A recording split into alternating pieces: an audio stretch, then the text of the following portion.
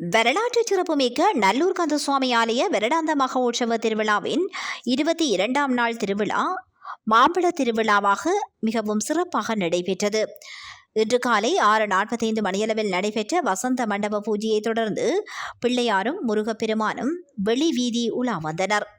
இந்த மாம்பழ திருவிழாவில் ஆயிரக்கணக்கான பக்தடியார்கள் கலந்து கொண்டனர்.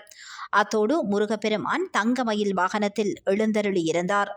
இதேவேளை புராண கதையை மையமாக கொண்டே ஒவ்வொரு வருடமும் இந்த திருவிழா இடம்பெற்று வருகிறது.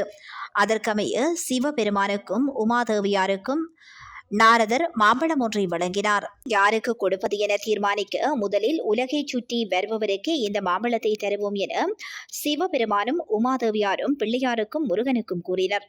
உடனே முருகப்பெருமான் மயில் மீதேறி உலகை சுற்றி வர சென்றபோது பிள்ளையார் சிவபெருமானையும் உமாதேவியாரையும் சுற்றி வந்து நீங்களே என் உலகம் என கூறி மாம்பழத்தை பெற்றுக்கொண்டார். உலகை சுற்றி வந்த முருகனுக்கு மாம்பழம் கிடைக்காததால் தனது நகை உடை அனைத்தையும் துறந்த முருகன் ஆண்டிக் கோலத்தில் பழனிமலையில் போய் அமர்ந்தார். இந்த புராண கதையை மையமாக வைத்தே இந்த திருவிழா இடம்பெற்று வருகின்றமை குறிப்பிடத்தக்கதாகும்.